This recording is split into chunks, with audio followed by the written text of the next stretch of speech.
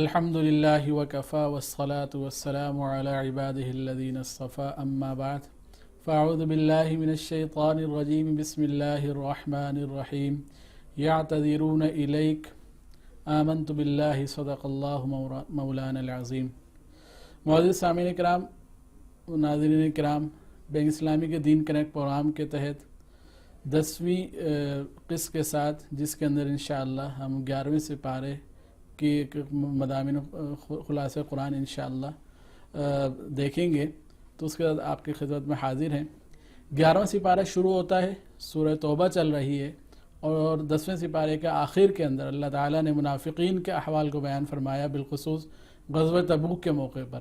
غزوہ تبوک وہ غزوہ تھا جس کے اندر ایک مشقت والا معاملہ تھا، ایک دور سفر پہ جانا تھا، گرمیوں کا موسم تھا، اور مدینے کی پوری معیشت کا انحصار جن کھجوروں پر تھا، ان کھجوروں کے پکنے کا زمانہ تھا۔ اس وقت کے اندر جب اللہ تعالیٰ کی طرف سے حکم آیا کہ غزوے کے لیے نکلنا ہے، جنگ کے لیے نکلنا ہے، تو منافقین مختلف بہانے بنانے لگے کہ یار جانا نہ پڑے۔ تو اس سپارے کے شروع میں اللہ تعالیٰ نے نبی کریم صلی اللہ علیہ وسلم کو اس بات کو بیان فرمایا ہے کہ یہ لوگ منافقین آپ صلی اللہ علیہ وسلم کے پاس آئیں گے اور آ کر مختلف عذر پیش کریں گے۔ تو اللہ تعالیٰ نے اس بات کو بیان فرمایا، یہ جو عذر پیش کریں گے تو نبی کریم صلی اللہ علیہ وسلم تو اپنے کمال رحمت کی وجہ سے ان عذر کو قبول فرما لیتے تھے، لیکن اللہ تعالیٰ نے اس بات کو بیان فرما دیا کہ یہ جو ان کا عذر ہے، ٹھیک ہے آپ قبول فرما لیں، لیکن اللہ کے نزدیک ان کا عذر قابل قبول نہیں ہے، اور اس کا انجام انشاءاللہ اللہ تعالیٰ آخرت میں ان کو دیں گے۔ اس کے بعد پھر اس صورت کے اندر اللہ تعالیٰ نے ایک اور واقعہ غزوہ تبوک کے ساتھ ہی جڑا ہوا دوسرا ایک اور واقعہ اس کی طرف اشارہ فرمایا، وہ یہ کہ ان منافقین نے ایک مسجد بنائی جس کو پھر قرآن نے مسجد زرار قرار دیا، جس کا مقصد یہ تھا کہ نام تو مسجد کا ہوگا، لیکن در حقیقت انہوں نے ایک جگہ بنائی جہاں پر مسلمانوں کے خلاف سازشیں کریں گے، اور آپ نبی کریم صلی اللہ علیہ وسلم سے اس بات کی درخواست کی کہ آپ صلی اللہ علیہ وسلم اس کا افتتاح فرمائیں، لیکن اللہ تعالیٰ نے نبی کریم صلی اللہ علیہ وسلم کو متنبہ فرما دیا کہ آپ اس مسجد کا افتتاح نہ فرمائیں، کیونکہ یہ مسلمانوں کے خلاف مسلمانوں کو نقصان پہنچانے کے لیے استعمال ہونے والی جگہ ہے، یہ کوئی مسجد نہیں ہے۔ تو آپ صلی اللہ علیہ وسلم نے صحابہ کرام کو بھیجا اور اس جگہ کو منہدم کر دیا، اس کو جلا دیا۔ ساتھ ساتھ اللہ تعالیٰ نے مسجد قباء کی تعریف فرمائی ہے کہ ہاں یہ مسجد ہے جو نبی کریم صلی اللہ علیہ وسلم نے مدینہ پہنچنے کے بعد سب سے پہلے جو مسجد بنائی تھی وہ مسجد قباء بنائی تھی، کہ اس کی اللہ تعالیٰ نے تعریف فرمائی کہ ہاں یہ تقوی کی بنیاد پر بنی ہوئی مسجد ہے، اور اس کے پاس رہنے والے وہ لوگ ہیں جو کہ طہارت کو پسند کرتے ہیں۔ تو اللہ تعالیٰ نے اس مسجد قباء کی تعریف فرمائی۔ اس کے بعد پھر اس غزوے کے اندر ایک تو یہ منافقین تھے، دوسرے کچھ صحابہ کرام تھے جو کہ بالکل صاحب ایمان تھے، اور 10 ان کی تعداد مفسرین 10 فرمائی ہے کہ 10 صحابہ کرام تھے جو کہ اس غزوہ تبوک میں جانے سے رہ گئے، اور جانے نہ جانے کا کی وجہ بنی وہ صرف سستی بنی کہ ٹھیک ہے آج چلے جائیں گے، کل چلے جائیں گے۔ ان میں سے 7 تو وہ تھے جنہوں نے لا کر اپنے آپ کو، جب نبی کریم صلی اللہ علیہ وسلم واپس آنے لگے تو مسجد نبوی کے ستونوں سے اپنے آپ کو باندھ لیا، اور یہ کہا کہ جب تک اللہ تعالیٰ نبی کریم صلی اللہ علیہ وسلم معاف فرما کر ہمیں نہیں کھولیں گے اس وقت تک ہم بھی اسی طرح بندھے رہیں گے۔ نبی کریم صلی اللہ علیہ وسلم تشریف لائے، اور آپ صلی اللہ علیہ وسلم نے جب یہ ماجرا دیکھا تو وجہ پوچھی، اور اس کے بعد آپ صلی اللہ علیہ وسلم نے فرمایا کہ جب تک اللہ تعالیٰ کی طرف سے حکم نہیں آ جاتا کہ ہاں بھئی یہ ان کی توبہ قبول ہے، اس وقت تک آپ صلی اللہ علیہ وسلم نے فرمایا کہ میں بھی ان کو نہیں کھولوں گا۔ اور مزید پھر 3 صحابہ کرام جنہوں نے یہ بھی نہیں کیا، تو ان کے خلاف ایک بائیکاٹ کی صورت بنی غزوہ تبوک کے بعد، لیکن وہ بھی جو مخلص تھے انہوں نے بھی ان تکالیف کو برداشت کیا کہ کوئی مدینہ کے اندر صحابی، کوئی مسلمان ان سے نہ بات چیت کرتا، نہ ان کے ساتھ معاملات کرتا، لیکن 50 دن کے بعد اللہ تعالیٰ نے ان کی توبہ کو بھی قبول فرما لیا، اور وہ توبہ قبول ہونے کا اعلان بھی اللہ تعالیٰ نے اس صورت میں فرمایا۔ اس کے ساتھ ساتھ اس صورت کے اندر مزید جو مضامین ہیں وہ یہ کہ اللہ تعالیٰ نے جہاد فی سبیل اللہ کا حکم دیا، اور اس بات کو ارشاد فرمایا کہ اللہ تعالیٰ نے مسلمانوں کی ایمان جانوں کو خرید لیا۔ ایک دلکش انداز اللہ تعالیٰ نے اس صورت یعنی اس بات کو بیان کرنے کے لیے اپنایا کہ اللہ تعالیٰ نے مسلمانوں کے جانوں کو خرید لیا ہے۔ مطلب یہ کہ جب جہاد کے لیے نکلیں گے، اللہ کے راہ میں جان دیں گے، تو یہ تو جان تو دی بھی اللہ تعالیٰ کی ہے، لیکن اللہ تعالیٰ نے فرمایا کہ ہم نے خرید لیا ہے۔ اور خریدنے کس کے بدلے میں خریدا ہے؟ یہ جو خریداری ہے اس کے اندر قیمت کیا ہے؟ تو تو قیمت اللہ تعالیٰ نے کہا کہ جنت کے بدلے میں اللہ تعالیٰ نے مسلمانوں کے جان مال کو خرید لیا ہے اور یہ لوگ اللہ کی راہ میں جہاد کریں۔ ساتھ ساتھ پھر اللہ تعالیٰ نے اس صورت کے اندر کچھ صفات بیان فرمائی کہ یہ جو اللہ تعالیٰ کے مقرب لوگ ہیں ان کی صفات یہ ہیں کہ یہ لوگ اللہ تعالیٰ کی حمد کرتے ہیں، اللہ تعالیٰ کی تعریف کرتے ہیں، اللہ تعالیٰ کے سامنے جھکتے ہیں، سجدہ کرتے ہیں، رکوع کرتے ہیں اور نیک کاموں کو حکم کرتے ہیں، برے کاموں سے روکتے ہیں۔ یہ ان لوگوں کی صفات ہیں۔ اور اس کے بعد پھر ساتھ ساتھ اس بات کو بیان فرمایا کہ ایسا نہ ہو کہ سارے کے سارے لوگ جہاد کے لیے نہ نکل جائیں، بلکہ کچھ لوگ ہوں جو کہ دین کی سمجھ بوجھ کے لیے، دین کی تعلیم حاصل کرنے کے لیے رک جائیں، اور دین کی تعلیم حاصل کرنے کے بعد وہ پھر اپنے لوگوں کو جا کر دین کی تعلیم سکھلائیں۔ تو اس کے لیے بھی ایک جماعت ہونی چاہیے۔ علماء کرام فرماتے ہیں کہ اسی سے مدارس اور مساجد اور علماء کرام کا جو طبقہ ہے اس آیت سے ثابت ہوتا ہے کہ کچھ لوگ ایسے ہونے چاہیے جو کہ دین کی گہری علم حاصل کریں، تاکہ اب واپس جا کر اپنی قوم کے اندر اور اپنے لوگوں کو اللہ تعالیٰ سے ڈرائیں۔ اور اس صورت کے آخر کے اندر پھر اللہ تعالیٰ نے یعنی منافقین کے حالات کو بیان فرمایا ہے، اور آخری آیات کے اندر نبی کریم صلی اللہ علیہ وسلم کی شفقت کو بیان فرمایا ہے، اور دو صفات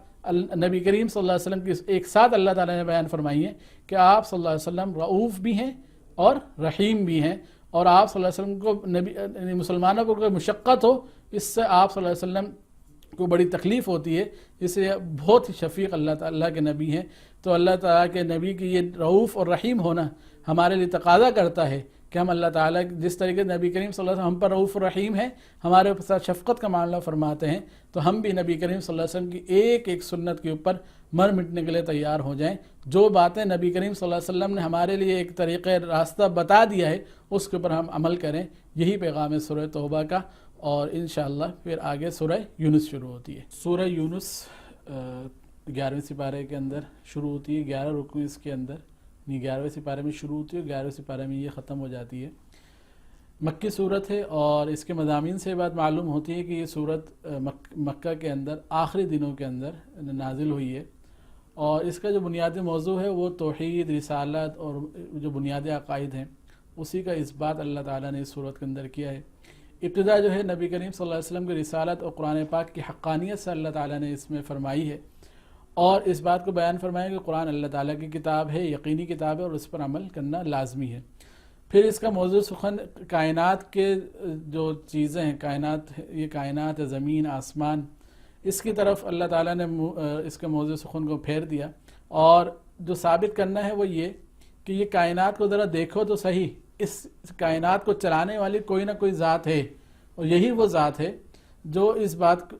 بات کے لائق ہے کہ اس کی عبادت کی جائے، کیونکہ اتنا زبردست نظام چلانے والی ذات وہ ذات ہے کہ اس کے علاوہ کوئی اور ہو نہیں سکتی۔ تو اسی نے انسانوں کو بھی بنایا ہے، جب انسانوں کو اسی نے بنایا ہے تو وہ اس بات کے لائق ہے کہ اس کی عبادت کی جائے۔ تو اللہ تعالیٰ نے توحید کو اپنے آسان انداز میں اس صورت کے اندر بیان فرمایا ہے۔ اس کے بعد پھر یہ صورت اس بات کی طرف چلی جاتی ہے کہ قیامت کے ہولناکیاں اس صورت کے اندر اللہ تعالیٰ نے بیان فرمائی ہیں کہ قیامت کا دن آئے گا اور بڑا ہولناک ہوگا، اور اس کے اندر بھی پھر اللہ تعالیٰ نے اس بات کو بیان فرمایا ہے کہ ایسا نہیں ہے کہ سب کے سب اس میں پریشان ہوں گے۔ کچھ لوگ ہیں جن کو نہ کوئی خوف ہوگا نہ غم ہوگا، اور وہ لوگ ہیں جو کہ اللہ کے دوست ہیں۔ اور اللہ تعالیٰ نے اپنے دوستوں کی دو صفت بیان فرمائی ہیں کہ وہ لوگ جو کہ ایمان لائے اور تقوی اختیار کیا۔ تقوی کا مطلب یہ ہے کہ جنہوں نے اپنی خواہشات کو اللہ کے تابع کر دیا، اللہ تعالیٰ کی نافرمانی نہیں کی، گناہ نہیں کیے، جو گناہوں سے بچتے رہے، یہی وہ لوگ ہیں جو کہ متقی ہیں۔ اور ان کے لیے اللہ تعالیٰ نے یہ بشارت دی ہے کہ وہ قیامت کے ہولناکیوں کے اندر بھی بغیر خوف کے ہوں گے اور بغیر غم کے ہوں گے۔ پھر اللہ تعالیٰ نے اپنی سنت کو بتایا ہے کہ ایسا نہیں ہے کہ انسان جب کوئی غلط کام کرتا ہے تو اللہ تعالیٰ فوراً ہی اس کے اوپر اپنا عذاب اور اپنی پکڑ نازل فرماتے ہیں۔ اگر ایسا ہوتا تو اس زمین پر چلنے والا کوئی باقی نہیں بچتا۔ اللہ تعالیٰ نے اپنی صفت حلم کو یہاں پر بیان فرمایا ہے کہ اللہ تعالیٰ بہت بردبار ہیں۔ اللہ تعالیٰ جو ہے اس بات کا انتظار فرماتے ہیں کہ انسان جو ہے اپنی خطاؤں سے اور اپنی لغزشوں سے، اپنی نافرمانیوں سے باز آ جائے، اور جیسے ہی بعد آتا تو اللہ تعالیٰ پھر اس کی توبہ کو قبول بھی فرما لیتے ہیں. تو اس طریقے سے اللہ تعالیٰ، اور دوسری طرف اللہ تعالیٰ نے انسان کی بھی صفت بیان فرمائی. یہ تو اللہ تعالیٰ کی صفت تھے کہ اللہ تعالیٰ بہت حلیم ہے، بہت بردبار ہیں، لیکن انسان کا معاملہ یہ ہے کہ انسان اللہ تعالیٰ کی نافرمانی کرتا ہے، لیکن جیسے ہی کوئی تکلیف آتی ہے تو پھر وہ اللہ تعالیٰ کو پکارنا شروع کر دیتا ہے. تو لیکن اللہ تعالیٰ کی بھی صفت رحمت ہے کہ اس وقت میں جب کہ ایک انسان مسلسل اللہ تعالیٰ کی نافرمانی کر رہا ہے اور جب اس کے اوپر کوئی تکلیف دہ مرحلہ آتا ہے وہ اللہ تعالیٰ کو پکارتا ہے تو اللہ تعالیٰ اس میں بھی اس کی پکار کو قبول فرماتے ہیں. جیسے مشکین مکہ کا ایک خاص اللہ تعالیٰ نے قرآن پاک میں کئی جگہوں پر اس بات کا ذکر فرمایا ہے کہ جب سمندر کے بیچ میں چاروں طرف سے طوفان نے گھیر لیا تو اس وقت اپنے کسی خدا کو نہیں پکارتے تھے، اس وقت پھر اللہ تعالیٰ کو ہی پکارتے تھے اور اس بات پر یقین رکھتے تھے کہ اس حالت سے نکالنے والی ذات صرف وہی ہے جو کہ اصل اللہ تعالیٰ کی ذات ہے. باقی اپنے جو معبودان باطلہ ہیں جو جن کو اللہ تعالیٰ کے شریک کرتے ہیں ان کو اس وقت پکارتے ہی نہیں تھے. تو اللہ تعالیٰ نے اس انسان کی صفت کو بیان فرمایا کہ جب مسئلہ آتا ہے، جب پریشانی آتی ہے تو پھر اللہ کو ہی پکارتا ہے. اور اس کے بعد پھر اللہ تعالیٰ نے مسلمانوں کو یعنی تکلیف کے مراحل میں تو مسلمان اس زمانے کے اندر مکی دور ہے تو تسلی دینے کے لیے 3 واقعات اللہ تعالیٰ نے سورت میں جو ہے بیان فرمائے. ایک حضرت موسیٰ علیہ السلام کا واقعہ اور حضرت یونس علیہ السلام کا واقعہ، اور ان واقعات کو بتانے کا مقصد یہ ہے کہ جس طریقے سے وہ جو دونوں کے لیے، مشرکین مکہ کے لیے بھی کہ یہ لوگ جو اس وقت نبی کریم صلی اللہ علیہ وسلم کی باتوں کو نہیں مان رہے، مسلمانوں کو تکلیف دے رہے ہیں، تو اسی طریقے سے پچھلی جو اقوام تھی اس میں بھی ایسے لوگ تھے جو نبی کی باتوں کو جنہوں نے نہیں مانا تو اللہ تعالیٰ نے ان کے اوپر اپنا عذاب نازل کر دیا. اسی طریقے سے اگر یہ مشرکین نہیں مانیں گے تو اللہ کا عذاب آ کر رہے گا. دوسری طرف تسلی ہے مسلمانوں کے لیے کہ یہ حالات عارضی ہیں، اللہ کی مدد آئے گی اور وہ وقت آئے گا کہ جب مسلمان جو ہے وہ کامیاب ہوں گے اور یہ تکلیف کے مراحل، یہ مشکل اور آزمائش کے مراحل گزر ہی جائیں گے. تو دونوں کو اللہ تعالیٰ نے ان واقعات کے ذریعے سے مسلمانوں کو تسلی دی ہے اور کفار کے لیے سبق ہے. اور ساتھ ساتھ یونس علیہ السلام کے واقعے میں اس بات کا بھی سبق ہے کہ یونس علیہ السلام کا واقعہ یہ ہے کہ جب ان کی قوم نے یہ دیکھا کہ اللہ کا عذاب آنے والا ہے، یونس علیہ السلام اپنی قوم کو چھوڑ کر نکل گئے اور کہ اب تو اللہ کا عذاب آنے ہی والا ہے، لیکن انہوں نے اللہ تعالیٰ کی بارگاہ میں توبہ کی اور اللہ تعالیٰ نے ان کی توبہ کو قبول کیا اور اس عذاب کو دور کر دیا. تو جس طریقے سے اللہ تعالیٰ نے یونس علیہ السلام کی قوم کو ایسا عذاب کو دور کیا، اگر یہ مشرکین مکہ اپنی جو طریقے ان سے بعد آ جائیں تو اللہ تعالیٰ ان کے اوپر آنے والے عذاب کو بھی دور کرنے پر قادر ہیں. تو اور آخر میں سورت کے آخر میں دوبارہ اللہ تعالیٰ نے قرآن پر عمل کرنے کا حکم دیا کہ جو ہے ہم قرآن ہی کی طرف آ جائیں، قرآن کے اوپر عمل کریں اور اس کے اوپر جم جائیں. تو یہی اس سورت کا پیغام ہے کہ قرآن سے اللہ تعالیٰ نے ابتدا کی اور قرآن پر آخر اللہ تعالیٰ نے انتہا کی کہ جو ہے ہمارا جو اصل مقصد ہے وہ قرآن پاک کو ہم پڑھیں، قرآن پاک کو سمجھیں اور قرآن پاک پر عمل کریں. سورہ یونس میں اللہ تعالیٰ نے ان مضامین کے ساتھ ساتھ اس بات کو بھی بیان فرمایا ہے کہ کفار مکہ کے کچھ مطالبات تھے. وہ کئی دفعہ کہتے تھے ہمیں یہ والا قرآن نہیں چاہیے، بلکہ ہمیں جو ہے دوسرا کوئی اور قرآن لا کے دیجیے کہ جس کے اندر جو ہے ہمارے معبودان باطلہ کو برا بھلا نہ کہا جاتا ہو. تو اللہ کے نبی نے فرمایا کہ یہ ایسا نہیں ہے کہ میں اپنے پاس سے لے کر آیا ہوں، بلکہ یہ تو اللہ کی طرف سے قرآن ہے. جو اللہ تعالیٰ کی طرف سے احکام آتے ہیں، جو وحی آتی ہے، اس کے مطابق ہی میں قرآن پڑھ کے تمہیں سنا رہا ہوتا ہوں. اسی طریقے سے نبی کریم صلی اللہ علیہ وسلم کی رسالت پر جو دلائل دیے گئے وہ بھی بڑے مضبوط دلائل دیے. اور یہ بات اللہ تعالیٰ نے فرمائی کہ یار یہ جو نبی ہے ایسا نہیں ہے کہ اچانک سے تمہارے پاس آ گیا، اس نے ایک وقت تمہارے ساتھ گزارا ہے اور اس وقت کے اندر تم نے اس کو بہت جانچا پرکھا. اور نبی کریم صلی اللہ علیہ وسلم کی ذات اقدس کے نبوت سے پہلے بھی آپ صلی اللہ علیہ وسلم کا جو لقب تھا وہ صادق اور امین تھا کہ آپ سچے ہیں، امانت دار ہیں. تو اللہ نے اس بات کی طرف اشارہ فرمایا کہ جب وہ شخص جو کہ نبوت کے ایک سے پہلے ایک وقت گزارا ہے اور اس کو تم صادق اور امین کہا کرتے ہو تو پھر وہ تمہارے بارے میں کیوں یعنی اس اللہ کے بارے میں کیوں غلط کہے گا، کیوں جھوٹ بولے گا. اور یہ اس بات کی جو شاہد وہ معاملہ بھی ہے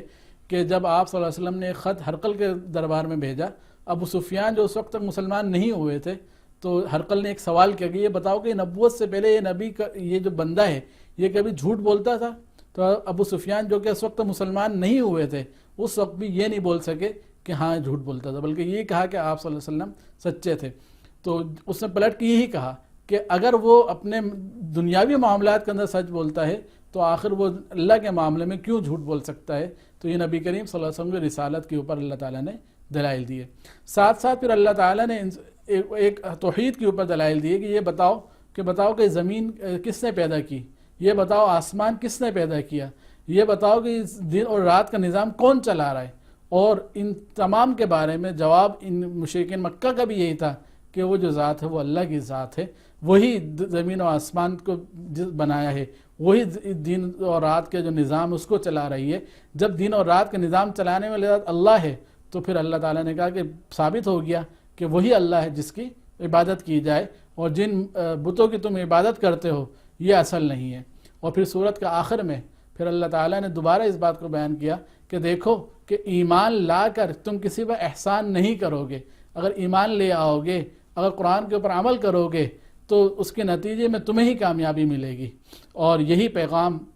ہم سب کے لیے ہے کہ ہم بھی قرآن پاک کو سنیں، قرآن پاک کی تلاوت کریں، قرآن پاک کے اوپر غور و فکر کریں اور اس کے بعد اس کو عمل کریں۔ یہ کہ سورہ یونس کی ابتدا بھی قرآن پاک کی عظمت کے ساتھ تھی اور سورہ یونس کی انتہا بھی قرآن پاک کی عظمت کے ساتھ ہے۔ تو یہ اسی کے ساتھ ہی ہمارے پیغام قرآن کے جو عنوان سے سلسلہ چل رہا ہے اس کے 10ویں حصے کے میں آپ سے اجازت چاہوں گا، اور انشاءاللہ پھر اگلے حصے کے ساتھ دوبارہ حاضر ہوں گے۔ السلام علیکم۔